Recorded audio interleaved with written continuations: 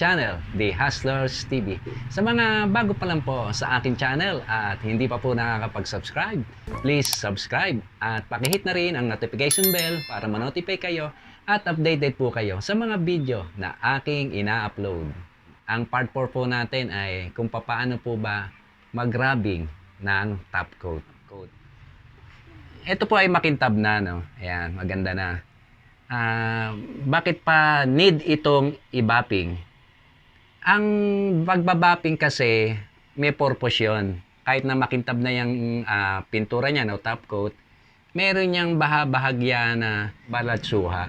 Pero ito, maganda yung pagkaka-spray ko ng top coat. Dapat na naman siya. Kaya lang, ipakikita ko rin sa inyo kung paano ba ang tamang pagra-rubbing. Marami kasing nagpipinta, lalo doon sa mga baguhan, sa tingin nila ay makintab na, maganda na, okay na. Pero meron talaga na ginagawa pang pamamaraan para mas kuminis yung top coat ng pintura. Meron kasi ako dating kaibigan na isinali ng show yung kanyang motor. Maganda yung color niya. 7 colors, mahal na pintura yon. Siya nga yung pinakamahal dating pintura. Ewan ko kung meron ng mas mahal pa doon. Makintab yung pagkakapinta niya, wet look. Pero pinuna ko, sabi ko, lalaban ka ng show. Hindi ko sa akin, isa ako sa judge ng pintura, maganda sa malayuan tingin. Malapitan, maganda pa rin. Pero ang pagja-judge kasi ng pintura, kailangan hihipuin mo rin, tingin mo rin yung pagka-smooth niya. Diyan medyo magkakaroon ng diferensya. Makalipas ng ilang araw, bumalik siya, natalo nga siya sa pintura. Pero nanalo rin naman siya sa pagandahan ng motor kasi talagang maganda setup. Pero sana overall sana. Grand Slam sana. Medyo sa pintura siya na ano. So ayun, nagpaturo siya sa akin. Tinuruan ko kung paano ang pagra-rubbing ng top coat. Ang kailangan po natin dito ay unang-una, ito. Liha na dati ginagamit ko is 1,200. Pero ito 2,000 to. 2,000 grit. Ayan. Mas fine. Ayan, mas fine. Mas maganda nga sana 3M. Pero okay din to. Tapos, ito, mayonnaise. Hindi, lagayan lang. Rubbing compound. Ayan, rubbing compound. Sana okay pa siya. Medyo stock mo na itong rubbing compound na to eh. Ginagamit ko to sa, minsan sa gas-gas lang ng aking sasakyan. Then, ito, wax. Ito na, sinubukan ko lang, nabili ko sa Lazada. Dating ginagamit ko kasi is Startle wax. Pero nasubo ko na naman ito sa sasakyan, okay naman siya. Una natin gagawin ay lilihain po natin ito ng 2,000 grit na liha. Ang pagliliha nga pala nito, dapat siguraduhin natin na makapal ang top coat. Ang pagniliha natin to at meron tayong nakita na balatsuha o medyo malalim, sasagarin natin yun. So ito yung liha na 2,000, ayan. Ayan, liha 2,000. Ito yung tubig. Ayan. Pasagarin natin yan.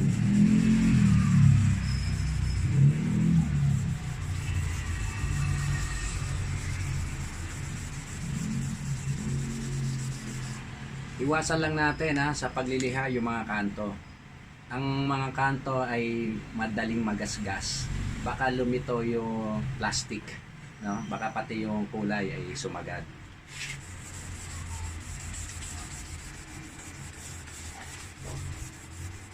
So itong portion lang nito ang ipapakita ko na yung sasampule, no? Medyo matagal din kasi mag-rubbing.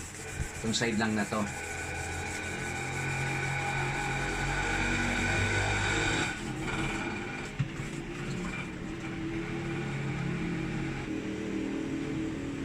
So ayan, gas-gas na siya, wala na siyang kintab. Pantayin lang natin. Ayan, may mga, ayun yung para mga, kung nakikita nyo, para may mga balatsuha yung hindi na inaabot ng liha. Kailangan nyo na abutin ng liha.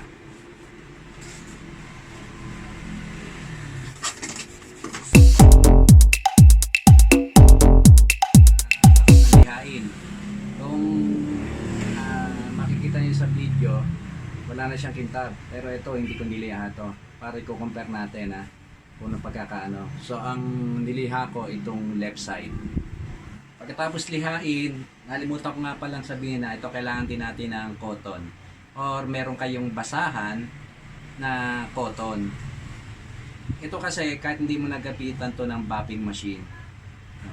Maliit lang naman eh. Pati delikado rin ang paggamit ng bobbing machine. Pag hindi kayo expert, pwedeng tamaan yung mga kanto. Kasi walang control ang ikot nun eh. Hindi katulad nitong kamay, pwede mo kontrolin. So lalagyan ko muna ito ng rubbing compound.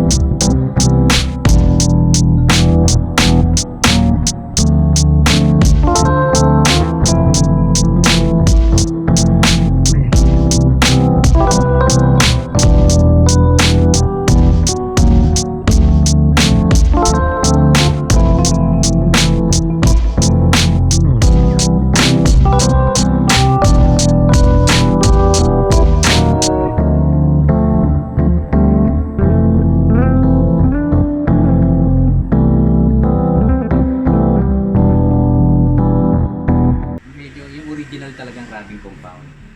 Alam sa paint center yan yung magandang klase. Kung bibili kayo ng gatong kalaki, dati nakakabili ako ng 20 pesos lang, ganyan kalaki. Pero yung original, yung magandang klase, 200 pesos. Yan, 200 pesos. Parang 10%, no? 20, tama. Nung local. Kaya ako kayong bibili na yung ordinary. Ito magandang klase to. Hindi siya yung naglalagkit. Yung kasi ibang rubbing compound na yung local, ordinary naglalagkit, nangingitim, hindi mo tuloy siya mairab na maganda. Kumakapal yung basahan. Dahil pag yung ginamit mo, bobbing machine. I know you told your friend you're not okay, and tell me what's wrong and why you never said you felt that way. Guess you're trying to stay strong and fake a smile until I look away. But I've known you too long, it hurts to watch your blue eyes fade to gray as you fade away. As you fade away.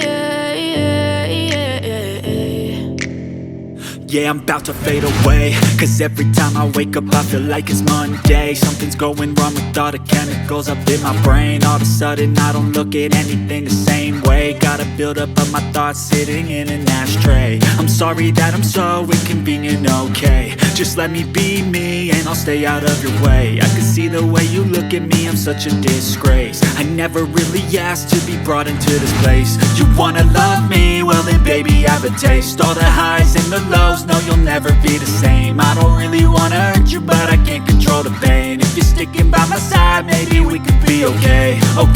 Okay, maybe you could be the change I need today. I promise that I've never felt this way. I really hope that you will choose to stay through all the pain. I know you told your friend you're not okay, and tell me what's wrong and why you never said you felt that way. Guess you're trying to stay strong and fake a smile until I look away. But I've known you too long, it hurts to watch your blue eyes fade to gray as you fade away.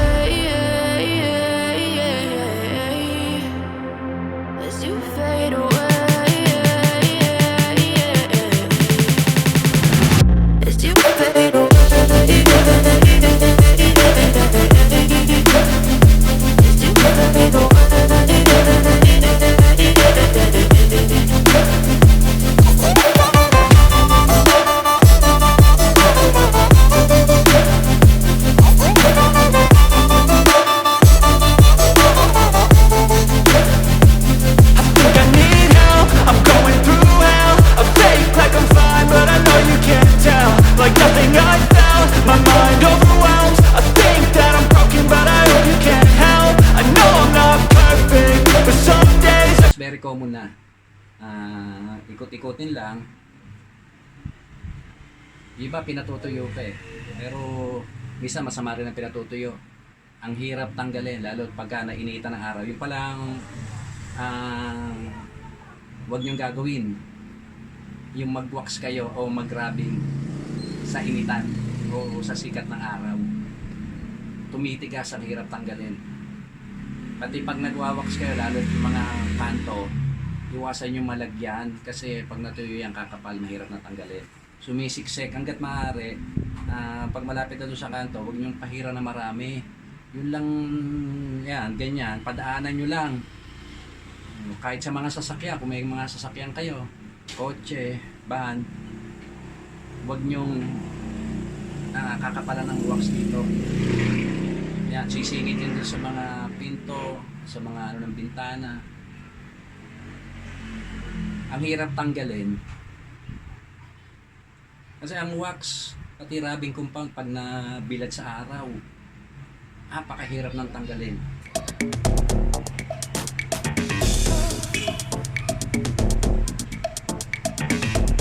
So, ayan na. Pupunasan natin ang cotton. Natin yung pinakakintab niya kung nagbago. Oh, grabe kintab.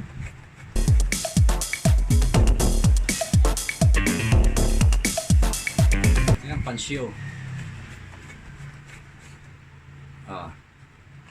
Grabe ang kintab, oh. Kahit malapitan siya. Diba? Ayan, oh. Ayan. Kung may makikita pa kayo, napapaltan ko salamin ko, ha. Medyo kulang sa kita to, eh. Ito, medyo mataas ang grado. So, ayun. Ayun, oh, merong konti natira. Ayan, yung ganyan. Kita nyo, no? Nawala, eh. Pero yan, hindi na gano'ng papansinin yan. Pag lalo hindi naman mitikuloso yung titingin. Pero pag mitikuloso, ayan, ito, meron dito. Sa loob na yan. Pearl white kasi, masaya lang ang pearl white. Ang pearl white kasi, wala siyang katawan pag ibinuga. Isa sa pinakamahirap ipinta. Magbe-base ka muna, after primer, magbe-base ka muna ng white. Kasi hindi siya pwedeng irekta kagad ng pearl white. Lalabas lang yung kulay primer. Pati kailangan ang pagkaka-paint ng white, pantay na pantay. Bago apply yan ng pearl white. Ganon din ang pearl white. Kailangan malinis din, pantay. Kaya pag may dumapo na madumi, makikita.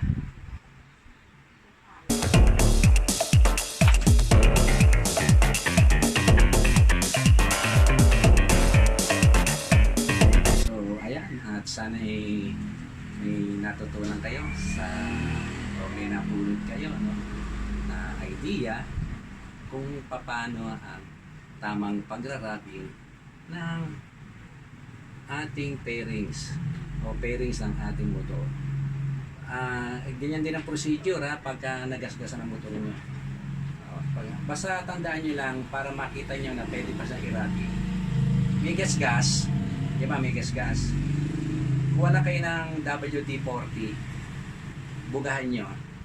Pag buga nyo at nawala yung gasgas, ibig sabihin, kayang tanggalin yung gasgas. Pero pag binugahan nyo ng WD-40 at nakita nyo yung gasgas, ibig sabihin, wala na siyang top coat. Sagad na, hindi na siya pwedeng makuha pa. Yan, isang tip yan.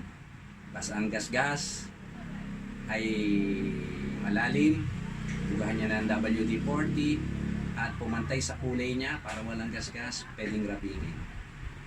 Kagasgas, bigyan niya ng WD-40, nakita pa rin yung gasgas, repaint na, hindi na kaya ng wrapping niya. So, hanggang dito na lang. Muli, ang inyong lingkod, The Hustlers TV. Thank you for watching, keep safe, and God bless.